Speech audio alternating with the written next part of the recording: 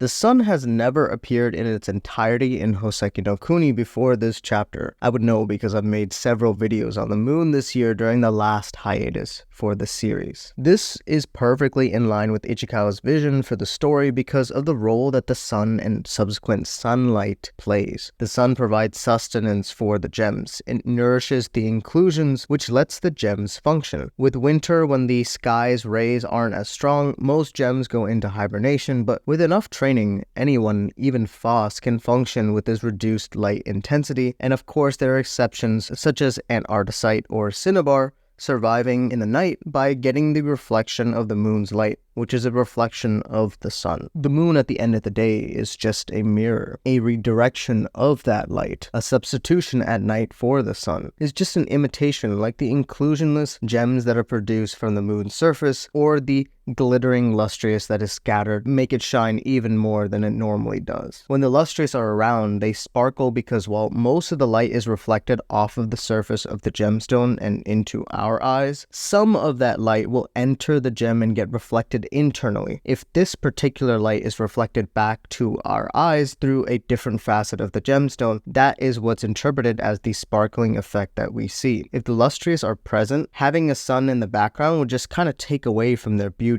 The anime actually uses lens flares to imitate the sun a lot in the first episode. I recently got the concept arts for Studio Orange for Houseki no Kuni, and there is artwork of this kind of a blood moon looming over Congo, and this chapter reminded me of it a lot. Ichikawa uses the sun in other indirect ways in the manga, such as including gradients, like I mentioned in chapter 99's video, or making sure that the shadows from the clouds or from the gem's hair is cast in a perfect manner. If we knew where the sun was exactly, we might not have gotten some of Foss's iconic faces or shadings. This is similar to how Ichikawa can get away with jumping across moon phases to fit the mood that she's trying to create, because she has 6 different moons to pull from at any given time into the background. Again, this video is a great supplement to this chapter as the sun and moon go hand in hand. Any speech bubbles that could be used as a full moon in placement in the page itself would be equally represented as the sun if the background is not clear nighttime. A tangential example of this inversion between the moon and the sun is taking a look at Foss's prayer for the Lunarians in chapter 98. The pointillism that Ichikawa uses as the light radiates from the prayer into the black sky is seen in reverse here, with the sun's white stature with black points on the edges. It looks completely different from the sun that we actually saw in chapter 67, absent of those points. Foss's face kind of mirrors the sun in this chapter, even when it gets more or less agitated, thinking about the gift that the Lunarians left for them. It seems like there's a new seed, or more so rock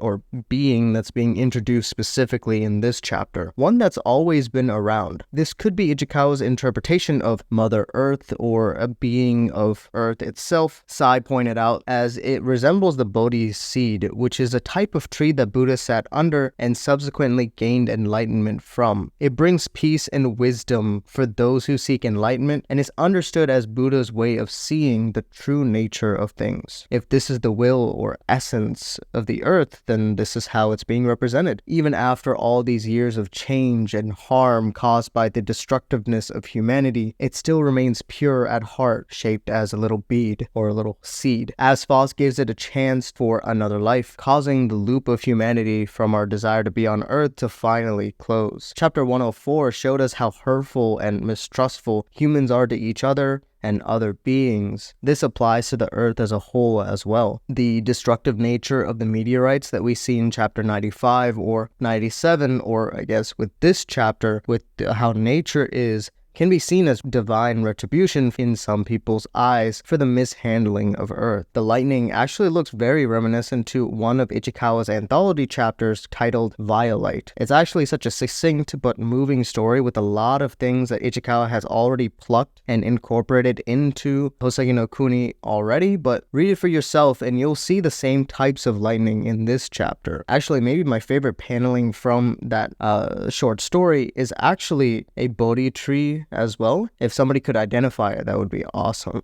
And yes, I know, I've been saying it with every single chapter review since we got the line in chapter 96 about Yama and Kongo in response to Euclid about if there was something that can be done for Foss. I think this time we're right. Finally? hopefully. We actually get a lot of small points in the story wrap up with this development. In chapter 83, Kongo talks about the temperature steadily rising. Yama mentioned how Phos would be extremely interested in transport in chapter 76. All of these are properly closed with the lotus ship that emerges from the sushi cream chips filled seed. We talked briefly about the symbolism of what the lotus flower or lotus seed is with 104's video, and I found a semblance of it in chapter 71, but normally the Lunarian ships don't look like this from what I remember. This structure was actually first shown in chapter 53 and is also in the beginning of volume 8's introduction that Yama used to crush the imitation ant art. Even the clouds that come off of the lotus ship feel a little more full for the ship compared to what we normally see. Brongo found the seed randomly a couple chapters ago, and it wouldn't have mattered if he was actually the one that found it. Remember that both Doctor and Yama kind of follow similar philosophies that things happen but can be guided in a sense. Yama never fully knows what the outcome will be of his schemes and places a lot of things in motion. In this particular case, Yama gave the option for whoever would become the divine a chance to leave the planet got close to ending. The conditions were to conceal it in a seed that happened to smell like the Doctor. What if the leftovers of the imitation Doctor was used from chapter 50? Or maybe all Lunarian technology smells like these chips? Who knows? We haven't really gotten any description of the sense of smell in the story, as Illustrious and even the Lunarians don't really need it for survival. Maybe the Admirabalis can smell, but their screen time is so small, so we don't know for sure. Point being, once a certain temperature on Earth is met, a device will respond and activate. Even if Brongo didn't find it, Phos probably would have sensed it and investigated. It's actually really nice to see that Pebble didn't want anything when they first got introduced in chapter 99 to finally having a desire, one that is so pure to sing just a little bit longer, and that's the reason that Phos entertains the ship for them and lets them on board. Phos did rub off on these inorganic beings in a positive light, even if they hate and see the influence as always negative among constant affirmations from Brongo and the rocks. There's still one more thing left, and again, I want to bring up what I mentioned last chapter, that I don't think the sun can actually kill Phos off, but it might destroy the piece of the gem that remains, which they cannot remove or harm themselves. We all know where the story is going to end, even if it might be painful, even if we don't want it to conclude, even if we want the happy Phos to be back. Millennia have passed, too much damage has been done. We shall see what remains with 106. This is the last Houseki no Kuni video for the channel this year. With 106's projected release in spring 2024, I'll head into winter duty and rewatch the anime again to kind of feel something. So expect videos at the beginning of 2024.